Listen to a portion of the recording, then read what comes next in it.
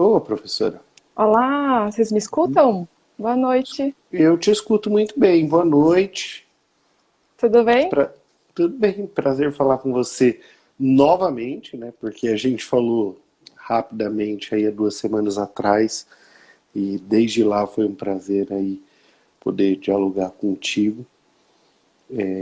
Acho que a Ana Célia está mandando um boa noite aí também, é professora, Boa colega, amiga. noite. Eu acho que a gente tem aí alguns assuntos para tratar. Se eu Eu giro assim meu telefone, eu fico como para vocês? De lado ou eu Você fico fica de normal? lado, você fica de lado, Tá, você fica de lado. Vamos voltar aqui. Isso, é isso, agora a gente melhor. te vê bem. Agora a gente vê bem. Samara, primeiro, obrigado aí por aceitar participar conosco dessa conversa. Eu acho que a gente tem algumas coisas aí para conversar, afinal a gente tem um período muito vivo da história do país nesse um mês aí, entre o final de abril, e o Uhum. começo de maio. Então acho que daria para a gente fazer horas e horas de conversa, mas vamos tentar resumi-la em algum tempo aqui. Mandar um abraço para o Marcelo Scófano, que é o presidente da Estrada de Ferro Campos do Jordão, que está nos acompanhando aí. Mas é o seguinte, então eu vou começar do começo, primeiro pedindo para você dar seu boa noite, e aí já Tá emendando a bom. pergunta, uh, 521 anos do descobrimento do Brasil, 501 anos, 521 anos da tomada do Brasil pelos europeus. Me fala um pouco disso e dê seu boa noite. Primeiro, boa noite a todas e todos. Muito obrigado pelo convite, viu, Caio? Fico muito feliz de estar aqui, principalmente por saber que você foi aluno da Roseli, que é Pois uma é, lindíssima companheira, e aí eu falei para ela que ela não podia ter sido melhor professora, né, para ter tido um aluno como você, então ela deve que ter muito orgulho. isso. Foi uma grande Nós, professora na minha juventude aí, na oitava série, professora de português, inglês. ela foi minha colega de trabalho lá na cidade Tiradentes. Eu fui professora do município de São Paulo por um tempo da minha vida, antes de vir trabalhar em São Bernardo. Foi um período muito legal, Legal essa coincidência da vida, né? é verdade. Mas vamos lá, né, mais de 500 anos aí de dominação europeia.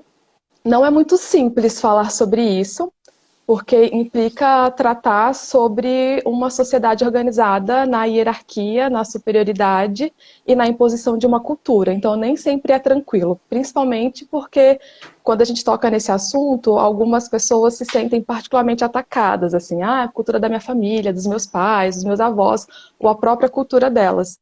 E nós não estamos falando de um comportamento individual, mas de um comportamento coletivo.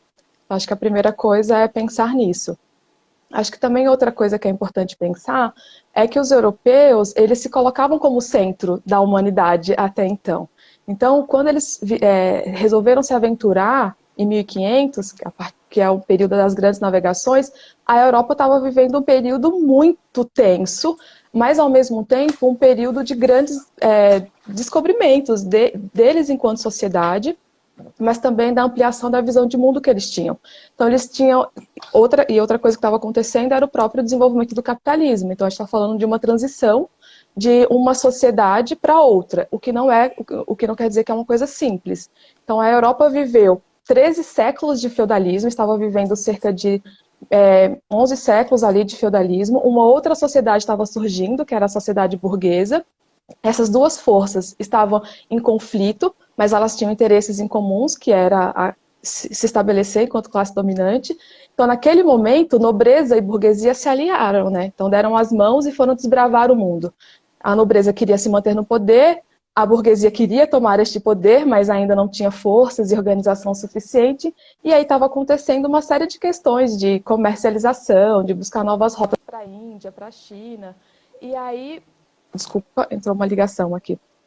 E aí, quando eles chegaram aqui, eles estavam neste pique de dominar o mundo, até porque fazia pouco tempo que eles tinham sobrevivido a uma situação bastante complicada, que foi a própria peste negra, enfim, então eles estavam se reorganizando. Já tinham retomado uma série de questões em relação ao contingente populacional, a estabelecimento de dominação em relação a novos territórios, os espanhóis tinham acabado de ser vitoriosos em um conflito com os muçulmanos, então a Europa estava a todo vapor.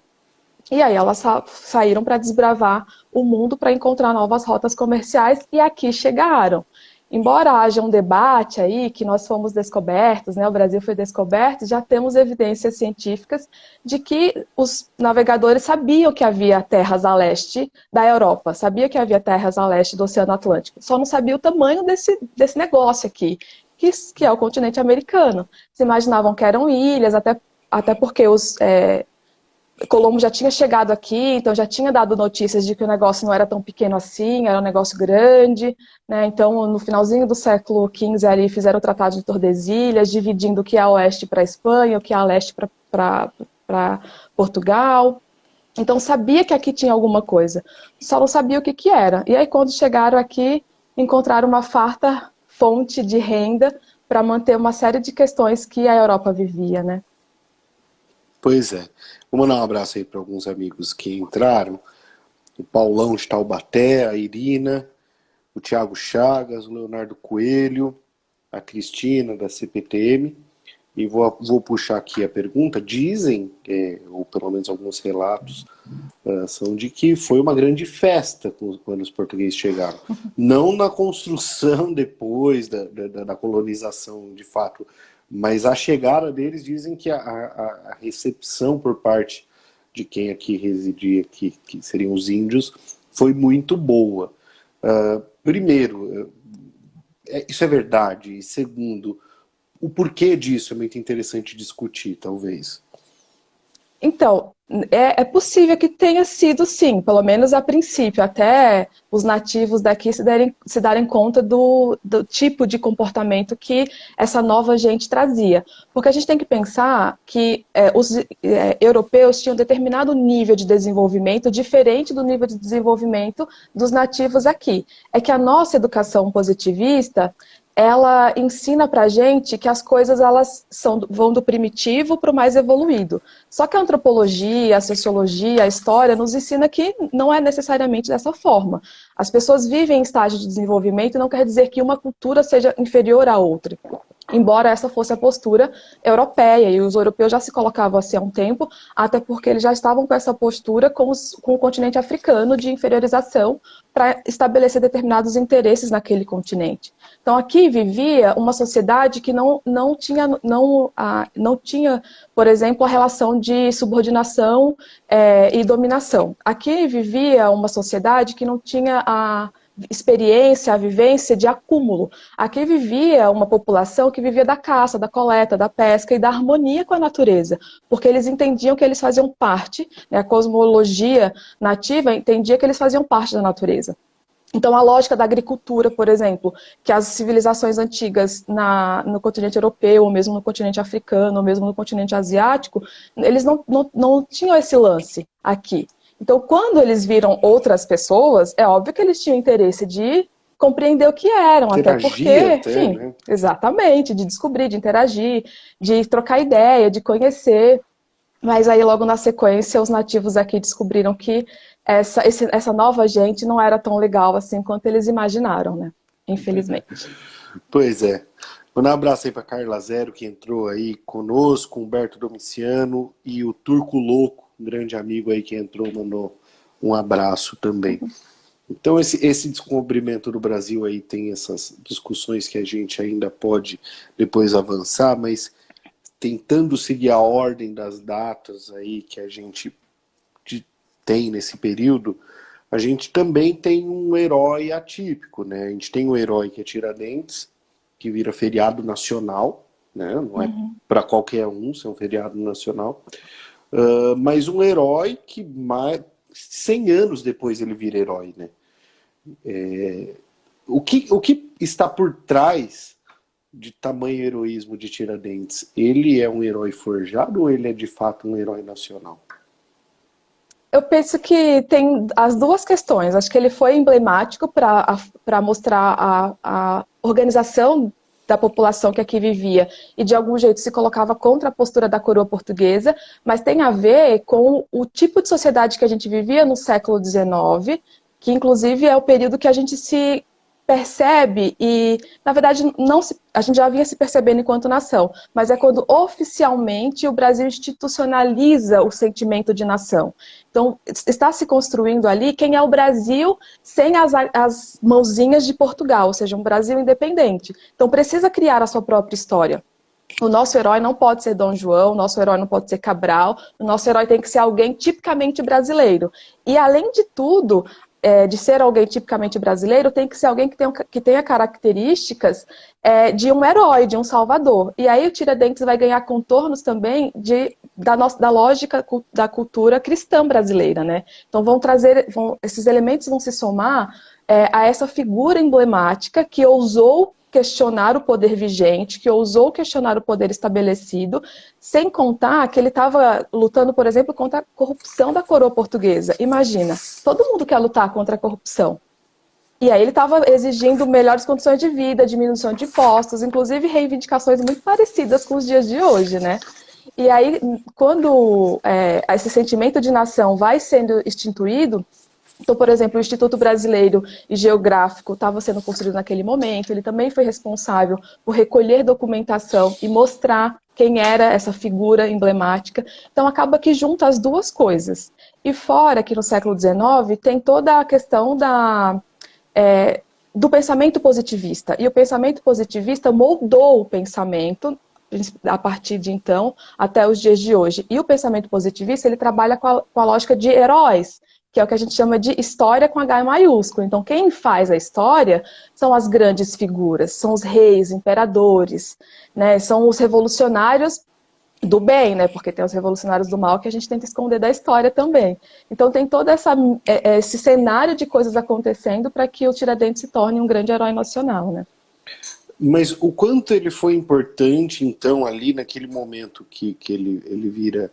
Não estou dizendo que ele virou herói nacional ali, mas minimamente esse feriado é instituído pouco depois da proclamação da República.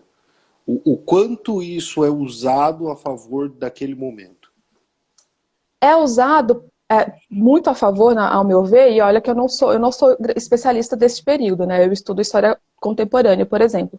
Mas ele é importante para aquele período porque ele começa a fazer uma série de reivindicações que atende à necessidade de um grupo da classe dominante brasileira, que é um grupo que quer ficar independente de Portugal, da coroa portuguesa. Embora já fosse império, eles queriam ficar livres, queriam construir uma república, e as bases de uma república têm que defender os ideais de liberdade, igualdade e fraternidade. Porque são ideias que começaram a surgir no século XVI, por exemplo, com o pensamento iluminista e liberal, e que se consolida com a Revolução Francesa. Mas esse ideal não foi criado para a Revolução Francesa. Esse ideal foi construído pelo pensamento burguês, que eram os ideais que a burguesia defendia diante do antigo regime, da sociedade feudal, que não tinha liberdade, que não tinha igualdade e muito menos fraternidade. E os ideais do Tiradentes exaltavam esses valores. Então, expressava uma visão de sociedade muito mais moderna e progressista. Então, é claro que alguém que ousa falar sobre isso vira uma figura importante. Virou um feriado nacional, né? Um abraço aí para o Dalton, que é o coordenador de governo local da subprefeitura da Vila Prudente, está nos acompanhando aí. Para a Jandira. À medida que o pessoal for passando aqui, se alguém tiver alguma pergunta para fazer, fique à vontade. E aí eu vou trazer aí para uma data bem mais recente aqui na nossa semana, professora. 1º de maio entrou no calendário internacional como Dia do Trabalho. Mas aqui no Brasil, na época de Getúlio Vargas, a gente deu a cara de festa e do Dia do Trabalhador. Como que isso é importante para essa construção também desse perfil entre o Dia do Trabalho e o Dia do Trabalhador? E de quem é o dia, afinal? É do trabalhador mesmo, e remonta a meados do século XIX. Na verdade, esse lance de misturar luta e festa não é uma invenção brasileira, embora a gente queira reivindicar esse lado alegre constantemente. Mas tudo começa com um grupo de trabalhadores australianos, por volta de 1850 e... não lembro agora exatamente, mas acho que era por volta de 1856. os trabalhadores australianos resolvem organizar uma greve geral.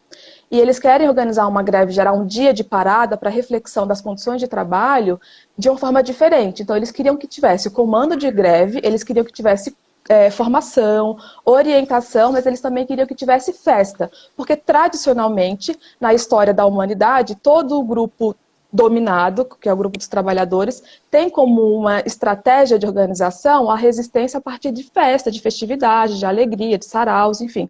Não é uma coisa recente esse tipo de organização que prima por uma descontração para refletir coisas importantes. Então, esse grupo de trabalhadores australianos fez essa greve geral e foi um sucessão. Foi tão um sucesso que um monte de outros países da Europa quiseram repetir. Inclusive, reverberou aqui na Argentina, reverberou nos Estados Unidos, no Canadá. E aí, acho que uns 20 e poucos anos depois, tentaram fazer uma outra parada dessa. Na Prússia não deu muito certo, tentou fazer uma parada dessa também na França, não deu muito certo, mas aí teve uma parada dessa nos Estados Unidos. Então, uns 30 anos depois, resolveram fazer uma greve nesses moldes dos camaradas, dos companheiros australianos. Só que foi bastante reprimida. Então, normalmente, quando a gente vai estudar a origem do Dia do Trabalhador, a gente parte remonta... daí, né? Da revolta de Chicago, onde foram massacrados. Mas já havia tido outras tentativas na Europa. Inclusive, depois dessa situação, houve o primeiro Congresso Internacional dos Trabalhadores lá na Europa, os camaradas norte-americanos, né, canadenses e estadunidenses foram para lá, e aí eles estavam discutindo que a ideia seria uma paralisação internacional. E aí eles decidiram, então, em homenagem à greve de Chicago, fazer 1º de maio. Lembrando que a data que aconteceu na Austrália foi por volta do dia 21 ou 22 de abril. A gente não consegue datar com certeza, mas sabe que foi por volta do dia 20 e pouquinho de abril. O do Canadá já foi, de Chicago, desculpa, já foi em 1º de maio. E aí, no finalzinho do século XIX, ali por volta de 1889, fizeram uma Assembleia Internacional dos Trabalhadores. E aí os companheiros estadunidenses propuseram, então, que fosse no 1º de maio. E aí eles organizaram para 1890 a grande Parada Internacional dos Trabalhadores. E aí a data pegou, entrou, e a ideia sempre foi essa, que fosse feita uma série de situações. Então, o comando de greve, as reivindicações, as passeatas, as palestras, as formações e diversão. Porque sempre houve um lema entre os trabalhadores de que a diversão é uma forma de resistência, né? Bacana, professor, bacana. O Guilherme perguntou aqui quais as principais reflexos no poder público atual, mas se ele puder dizer exatamente de qual pedaço que a gente falou ajuda, colocar aqui pra gente. Verdade. E o Everton falou, a ignorância de ser que somos uma nação jovem, porém com uma cultura de uma Europa velha, professor? Eu penso que não, assim, não é que é ignorância. Nós somos uma nação jovem, mas nós somos uma nação marcada por uma violência extrema. E eu penso que isso faz com que a gente carregue um cansaço muito grande na gente. Porque a gente tem um acúmulo de uma cultura milenar, que é a cultura africana, mais a cultura nativa que aqui vivia. Então nós somos jovens da chegada dos europeus aqui, mas não jovens do acúmulo de cultura que ambas culturas tinham, né? Então, se a gente pensar que é uma junção de experiências, que é uma junção de acúmulo de conhecimento, nós não somos tão jovens assim, né? Porque aqui nós carregamos uma cultura milenar, né? Várias culturas milenares. Bacana. O Guilherme falou que caiu. A pergunta para você era a seguinte, Guilherme. Você perguntou quais os principais reflexos no poder público atual. A gente só não sabe de que momento você está falando isso da nossa conversa, para a professora conseguir trazer para o reflexo do momento atual. Se foi do descobrimento, se foi de Tiradentes, se foi da... Que momento aí que você queria tirar essa dúvida? Enquanto isso, eu vou seguindo aqui, dizendo que uma data que virá agora e que a gente deve comemorar nos próximos dias, a abolição acabou com a escravidão no país? Não, definitivamente não. Ela foi uma abolição formal. E talvez por isso que a data de 13 de maio seja tão controversa para a nossa população.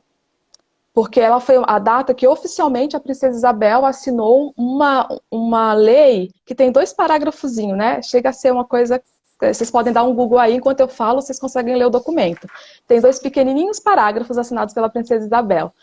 E ela é emblemática porque ela atendeu uma necessidade, principalmente inglesa, né, uma necessidade do comércio inglês, para manter aqui o tipo de acordo econômico que se tinha. E não era progressista, não era arrojado, não era moderno fazer comércio tão intensamente com uma nação que utilizava de meios arcaicos. Mas vamos lembrar que embora a Inglaterra fizesse todo esse drama, esse charme, ela usufruiu até o último das explorações de trabalho escravizado de povos para ser o que ela é hoje, né? Então,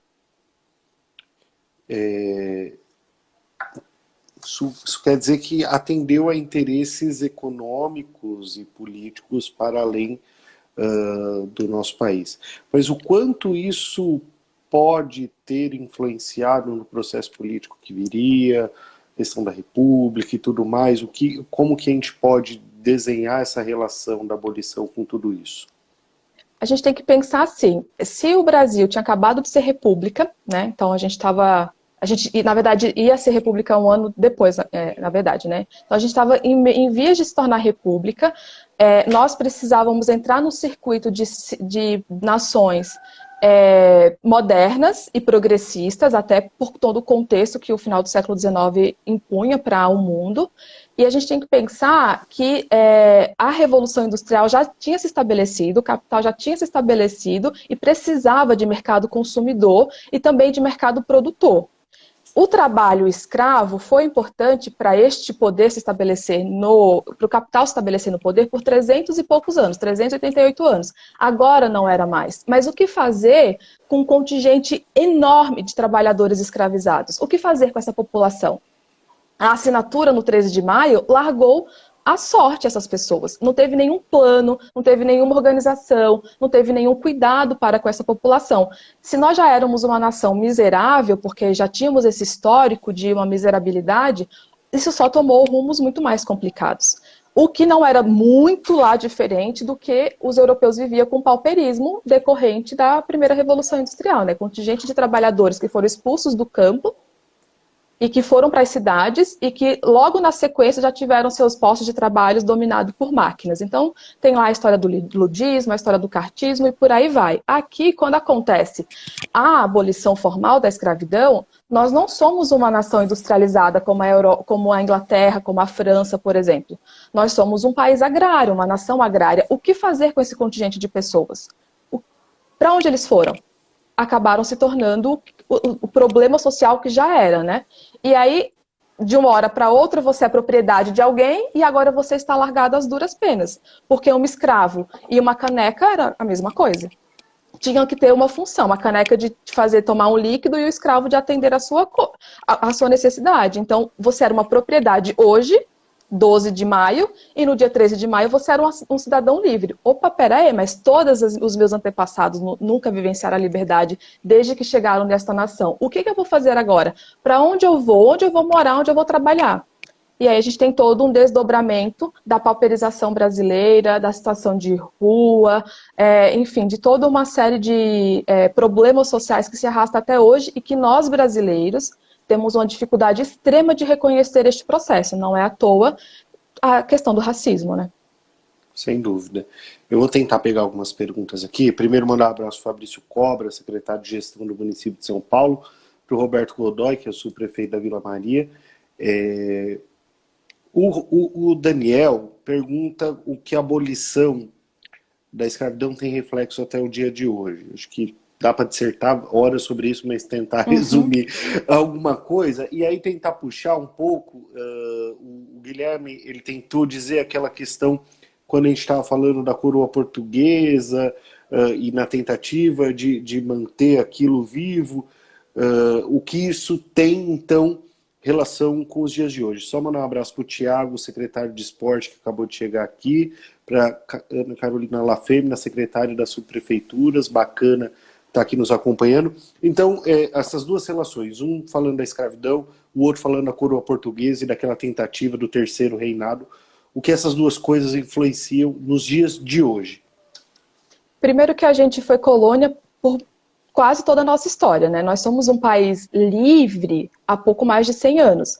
E é óbvio que isso tem um impacto nas estruturas da sociedade imensamente, inclusive na forma que a gente organiza a vida. Então, sempre dependente de alguma coisa, sempre produzindo para atender às necessidades de algo muito maior do que a gente. Nós temos uma característica que eu penso dessa herança da colonização portuguesa, que é sempre ser subserviente a uma posição de comando, né, de mando e desmando. Então, não é à toa no século XX que a gente vai viver aí o coronelismo, o paternalismo e por aí vai, né, uma série de questões de um tipo de conciliação dos conflitos sociais, bastante pela lógica do você é submisso e eu determino o que fazer. Não é à toa que você falou, por exemplo, do Getúlio Vargas, com o Dia do Trabalho, né, o que ele consegue fazer com as reivindicações dos trabalhadores. Então, por exemplo, a gente atribui a carteira de trabalho a ter sido ganhada do Getúlio, mas a gente não consegue perceber que é resultado da organização de trabalhadores por muitas décadas, até ser concedido. Então, essa ideia de que nós sempre vamos ganhar alguma coisa de alguém, para mim, é uma das maiores e mais complexas heranças que a coroa portuguesa deixou para a gente. A da escravidão, a abolição da escravatura, da escravização de homens e mulheres negros, eu penso que tem a ver com o modelo de sociedade desigual que a gente vive. Embora a gente tenha toda essa questão da lógica, da meritocracia, mas a gente tem que compreender como essas oportunidades foram delegadas e construídas neste país. Então, por exemplo, a luta pela educação pública é uma forma de dizer, olha, quanto a gente brigou para que as pessoas tenham acesso à educação, para a saúde, para acesso a políticas sociais, que todas foram conseguidas 100 anos depois que a gente se tornou república, né, com a Constituição de 88. Então, a abolição, para mim, ela evidencia que nós ainda mantemos essas relações de escravização com as pessoas. É só a gente perceber, por exemplo, das estatísticas. Quem é a população que mais está encarcerada? Nós somos o 4º país que mais encarcera no mundo. Quem é a população que está encarcerada? A população negra. Quem é a população que mais morre de crimes violentos? População negra.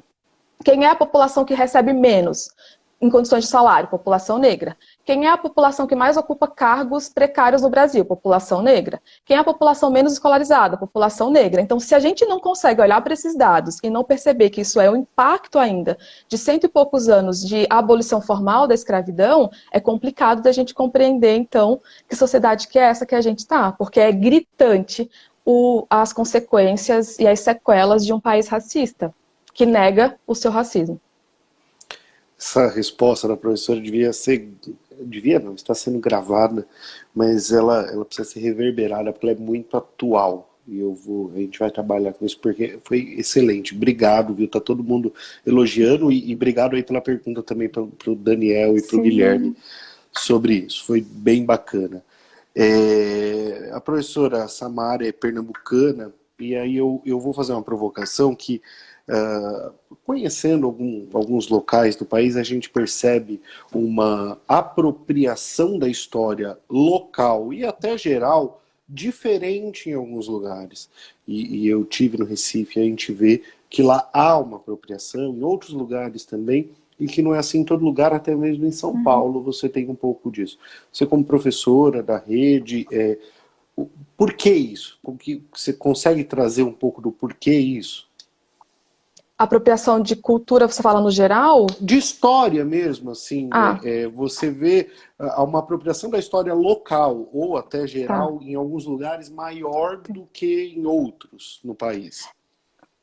Isso, na historiografia brasileira, isso é um tema bastante polêmico, assim, porque no finalzinho do século XIX, inclusive no período da proclamação da República, o Brasil tá se construindo enquanto nação e tinha que ser uma nação moderna e progressista. O Brasil é um país de tamanho continental, então as regiões elas são distintas entre si, por características geográficas, climáticas e mesmo da população que ali vive. A gente tem que lembrar que o Brasil, embora tenha sido colonizado por portugueses, nós tivemos outras invasões que vão moldar um pouco o nosso comportamento. Então, por exemplo, os franceses na região do Maranhão, do Belém do Pará, os holandeses na minha terra, né? Nós fomos separados de Portugal por um período breve, mas fomos, né? Então, tivemos a colonização holandesa, que marcou muito a cultura pernambucana, que traz outra característica para o Brasil. Na época, a capitania de Pernambuco, a região de Pernambuco compreendia quase todo o Nordeste ali, né? Então, Ceará, Paraíba, essa região toda, só não o Maranhão, que pertencia a Belém do Pará, o Grão-Pará. Então, isso demarca um pouco as diferenças regionais e culturais. Mas também é com a proclamação da República que começa a pensar a distribuição das riquezas brasileiras para cuidar das regiões. Então, por exemplo, tem um professor pernambucano, ai caramba, vou esquecer o nome dele, só porque eu vou citar o nome dele, que ele vai estudar sobre a invenção do Nordeste. E a pesquisa dele é fenomenal porque ele fala: é a primeira vez que começa a surgir no Brasil, no finalzinho do século XIX, início do século XX, o discurso de uma região miserável e pobre, porque os deputados, os governadores precisavam trazer dinheiro para essa região. E uma das formas de explorar, por exemplo, era explorando as questões climáticas e também da miserabilidade da população. E não, é uma questão bastante objetiva, né? Quem conhece o Nordeste e sabe o que significa uma seca tem dimensão do impacto que é. Não chover numa região por 2, 3, 4, 5 anos, um ano já causa impacto, a gente fica um ano sem chuva aqui e já sabe o que acontece aqui na Billings, em São Bernardo. Imagina ficar sem chover numa região semiárida, sem chover 1, 2, 3 anos, a calamidade que é. Então, de fato, historicamente, essas questões climáticas produziram uma cultura diferente na região, né? E aí, né, é nesse período também que as 5 regiões do Brasil estão sendo formadas no início do século XX. E foram sendo trabalhadas características daquele local, e também porque São Paulo, a região sul, na verdade, Rio-São Paulo, tinha muito interesse nos cargos de liderança do governo.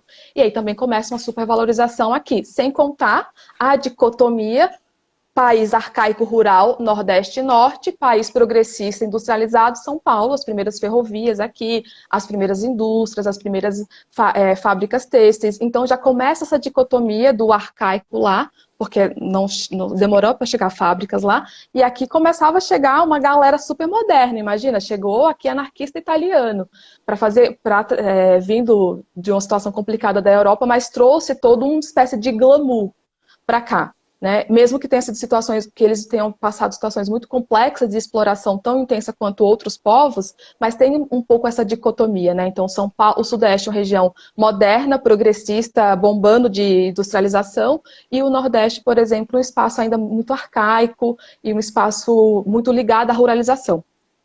Talvez isso tenha influenciado.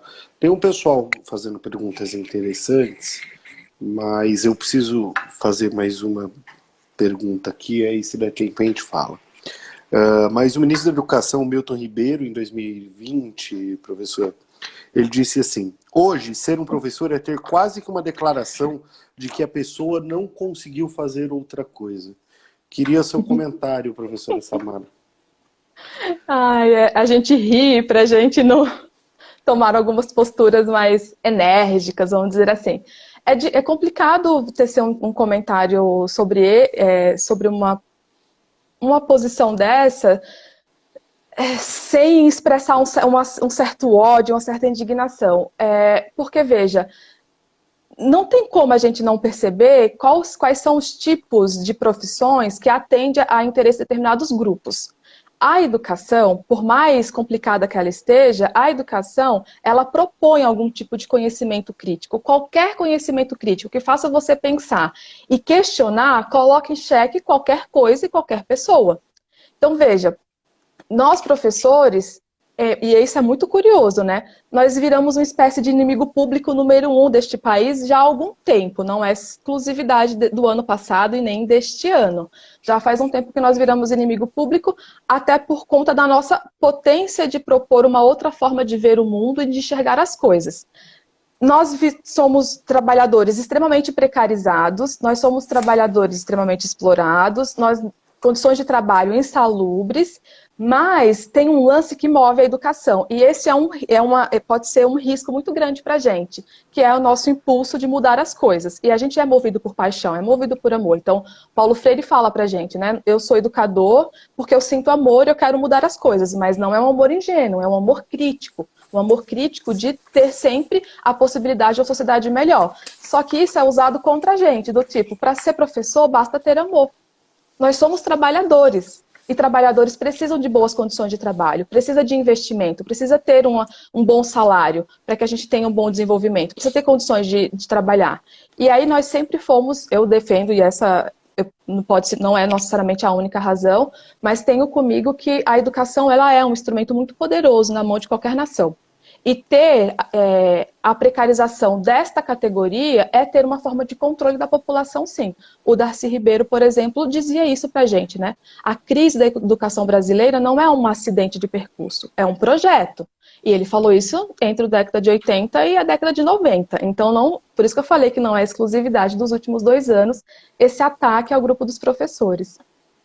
O Vitor comentou que aqui que os jornalistas passam algo parecido aí nos últimos tempos e fica o registro aí da fala dele. Professora, a gente vai chegando ali no finalzinho da conversa. Tinha perguntas bacaníssimas, o Renan mandou uma que, aliás, se a professora conseguir responder rápido, eu vou fazer. Consegue enxergar algo benéfico da colonização ou temos apenas heranças malditas? Olha, Renan, você perguntou para a professora de história errada. Não, eu acho que sim. É que não dá para. As coisas não podem ser vistas de forma maniqueísta, sabe, Renan? Então, eu acho que sua pergunta tem razão. Nós temos uma cultura que vê o mundo pelo olhar maniqueísta. Ou tudo é muito bom, ou tudo é muito ruim. E esse lance de maniqueísmo só serve para super-heróis da Marvel. É o Stan Lee que sabe fazer isso. A vida real não é assim. As coisas têm consequências boas e têm consequências complicadas também, consequências ruins. A colonização.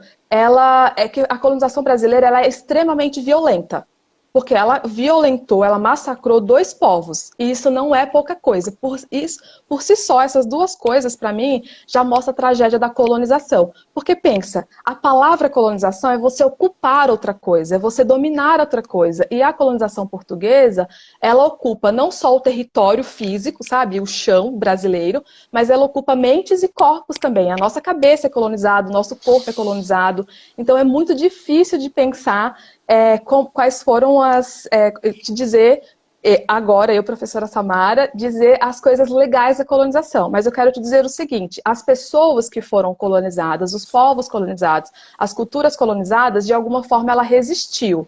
Então talvez que nenhum sistema é completo por si só, todo sistema é incompleto. Então nessas brechas, nessas falhas, a gente consegue burlar as coisas e resistir e sobreviver. Bacana, professora. Eu vou fazer 4 breves perguntas aí para a gente chegar no fim.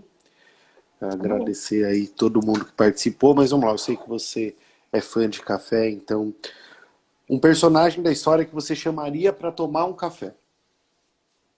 Ai, muitos, Caio, que difícil dizer isso, mas... Escolhe um.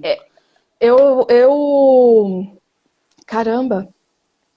Eu escolheria o Frei Caneca. Ele é muito emblemático. E é um padre lá da minha terra que, inclusive, virou até lenda urbana, porque dizem que ele habita lá um antigo presídio pernambucano, né? Que hoje é uma casa de cultura. Então, dizem que o Frei Caneca ficou preso lá, depois ele foi morto. Então, dizem que ele habita lá. Então, eu gostaria de conversar com esse cara e que em 1817 resolveu liderar uma rebelião, uma revolta contra a situação que estava instalada aqui no Brasil, né? Revolução Praieira. Então, talvez eu conversasse com ele. Bacana, fica aí a dica para todos nós conhecer um pouco mais da história de Frei Caneca. Um personagem da história que você serviria café frio. Eita! Eu serviria café frio? Nossa, eu vou ficar meia hora pensando aqui. Café frio ninguém merece, né? Ninguém merece café frio, assim. Mas só para ficar ligeiro, assim, eu acho que eu ofereceria café frio para os nossos presidentes de 64 a 85. Seria um combo aí. Bacana, bacana. Um lugar do Brasil que por si só é uma aula de história. Ah, é o meu lugar preferido. Piranhas, margens do São Francisco, divisa com Alagoas e Pernambuco, fica a 1 horinha da cidade que eu nasci. Ali, só de chegar é uma aula de história. Ali é uma. Você respira, vive aula de história. Inclusive, foi o local onde foram mortos Lampião, Maria Bonita e o seu bando. Então, por si só, esse lugar conta muito. Sabe que estava anotado aqui para eu falar disso, aqui não deu tempo, mas quem sabe numa próxima. Uma passagem da história na qual você gostaria de ter vivido, professora? Eu gostaria de ter vivido o cangaço, por exemplo. Um pedaço da minha história, particularmente, também muito emblemática. E ela acho que ela diz de como os povos eles conseguem dar jeitos de sobreviver.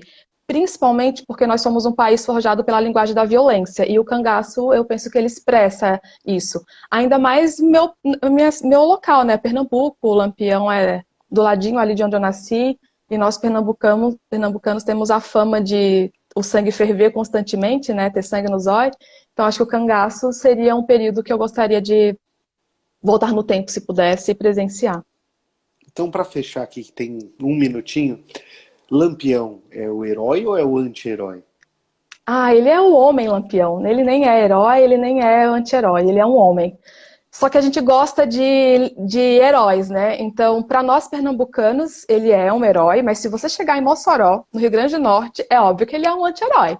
E se você chegar em alguns locais, por exemplo, lá em Piranhas, por exemplo, então, um pedaço de Piranhas, ele é um anti-herói, mas do outro lado de lá, do rio, ele é um herói. Mas ele é um homem, ele foi um homem que errou e acertou numa porrada de coisa, ele só quis sobreviver, como muitos de nós. Que legal, legal a fala. Eu agradeço aí, todo mundo elogiou demais a fala, professora, todo mundo gostou demais aí dessa aula de história. É curta, é muito curta, porque tem muita coisa para falar, mas eu agradeço a sua disposição de estar conosco nessa noite. Tenho certeza que todo mundo aqui te manda um abraço, a Adriana aqui mandando palmas. Queria que você desse uma boa noite aí e fica aí desde já um convite para uma próxima rodada de conversa sobre história. Ah, eu venho, Caio. Eu tô aqui, né? Eu tô te acompanhando desde então, que eu sei que você tem essa atividade aqui. Então, a hora que você quiser, eu tô por aqui, na hora. Gente, super obrigada de vocês estarem aí. Depois eu não sei se eu consigo ver os comentários, porque eu acabei que eu não olhei nada, não consegui prestar atenção. Eu vou Mas qualquer subir a coisa. live no meu Ah, Instagram e aí depois depois você consegue eu acompanhar consigo ver. rolando. Mas muito bom. Gente, a gente precisa sobreviver a este período. Eu sei que tem sido dias difíceis e não tem como não falar sobre isso. Só o fato da gente hoje viver é um ato de resistência nesse país, mas a gente nunca pode esquecer que a gente vive uma tragédia sem precedentes. São 400 e, sei lá, 10 mil mortes hoje. Não é uma coisa tranquila, mas eu penso que a gente precisa sobreviver para que isso pare de acontecer de alguma forma. Então, resistam aí, sobrevivam, porque tudo tem jeito. Embora hoje pareça impossível de mudar, já dizia Bertolt Brecht, nada deve parecer impossível de mudar. Então, mudemos isso aqui. Obrigado, professora, mais uma Muito vez obrigada, e Caio. até a próxima. Um Valeu, abraço para gente. todo Muito mundo. obrigada, Caio. Um cheiro para você. Até mais. Tchau, tchau.